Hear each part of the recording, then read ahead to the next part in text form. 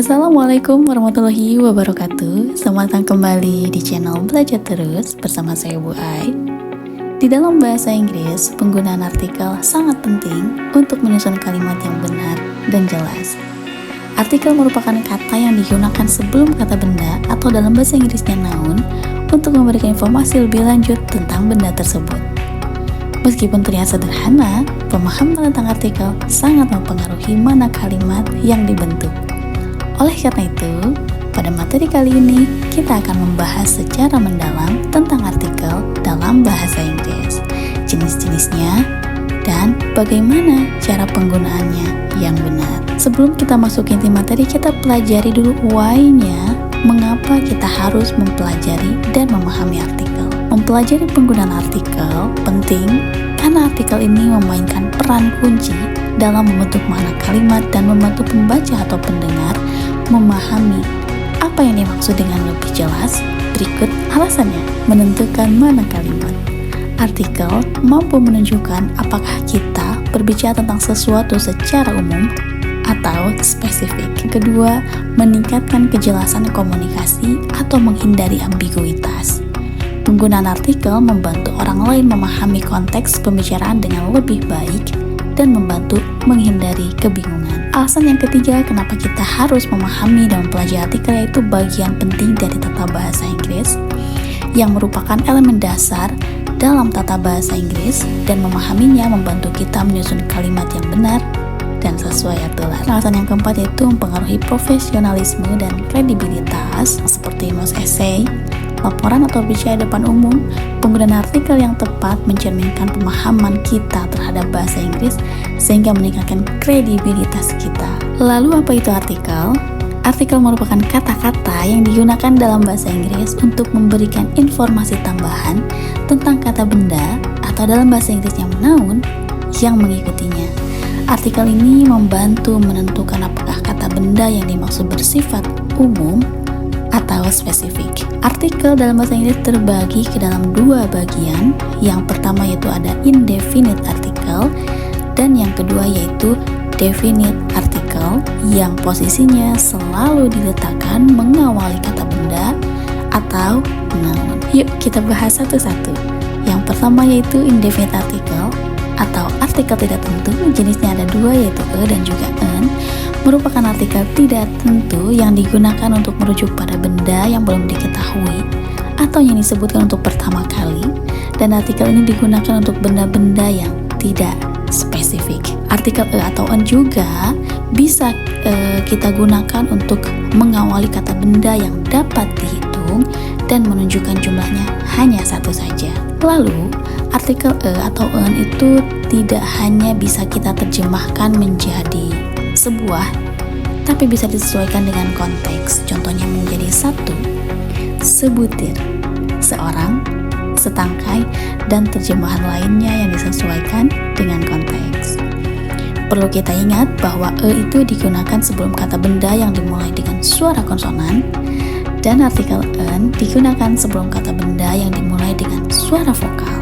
Jadi, artikel a dan juga an itu bergantung pada bunyi, bukan huruf pertama pada kata tersebut yang mengikutinya. Sebagai contoh, a university, karena university dimulai bunyi konsonan y meskipun huruf pertamanya bertuliskan huruf u. Kemudian contoh yang kedua itu ada an hour, karena hour dimulai dengan bunyi vokal a meskipun huruf pertamanya itu h. Yang kedua itu definite article, jenisnya hanya ada satu yaitu the, merupakan artikel tertentu yang digunakan untuk merujuk pada benda yang sudah dikenal atau sudah disebutkan sebelumnya dalam percakapan ataupun dalam teks. The menunjukkan bahwa benda yang dimaksud itu spesifik dan sudah diketahui oleh pembaca atau pendengar. Selain itu, the digunakan untuk menunjukkan sesuatu yang merupakan pengetahuan umum. Dan dari sini bisa kita tarik kesimpulan bahwa ketika benda tersebut sudah disebutkan pertama kali, maka untuk kedua, ketiga, atau keempat kalinya, maka kita bisa menggunakan the di awal kata benda tersebut. Contohnya, I saw the book on the table. Maka dalam kalimat ini buku yang dimaksud sudah diketahui oleh pembicara. Bukunya yang mana? Judulnya apa? Contoh kedua yaitu the car is very expensive. Mobil yang dimaksud sudah diketahui. Mereknya apa, warnanya apa. Karena konteks pembicaraan sebelumnya. Berikut adalah simpulan dari penggunaan artikel. Yang pertama itu the. Kita menggunakan artikel the satu ketika benda atau orang tersebut sudah diketahui atau disebutkan sebelumnya. Contoh, I saw the movie yesterday. Yang kedua, kita menggunakan the ketika benda tersebut unik dan hanya ada satu di dunia. Contohnya the Eiffel Tower, the moon, the earth. Kemudian ordinal number di depan kata benda, contohnya the first chapter. Yang keempat itu nama negara yang lebih dari satu kata, contohnya the United States. Lalu ada alat musik, radio, kata-kata seperti radio, theater, cinema. Lalu misalkan ada sekolah, kampus, ataupun universitas yang mana frasanya dimulai dengan kata school, university, atau college, contohnya the University of Pajajaran. Kita menggunakan the ketika kata sifat tanpa kata benda yang menunjukkan orang yang memiliki sifat secara umum, contohnya the rich, yaitu orang kaya atau si kaya. Dan yang berikutnya kita menggunakan the untuk kata sifat suatu nama negara yang mana menunjukkan orang dari negara tersebut, contohnya the French, orang Prancis. Lalu kita menggunakan artikel atau en satu ketika benda atau orang tersebut belum diketahui, dan yang kedua ketika benda atau orang tersebut baru disebutkan untuk pertama kali. Nah, akan tetapi kita tidak menggunakan artikel the untuk satu cardinal number atau bilangan cacah atau asli di belakang kata benda.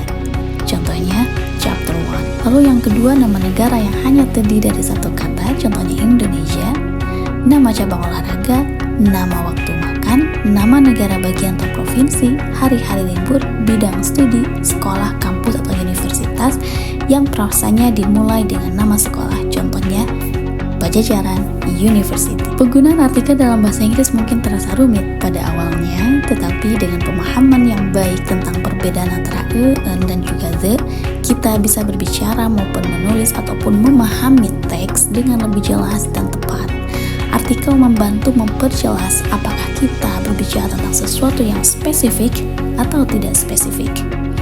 Dan melalui latihan yang terus-menerus akan membantu kita semakin mahir dalam penggunaan artikel, sehingga komunikasi kita dalam bahasa Inggris menjadi lebih efektif dan alami.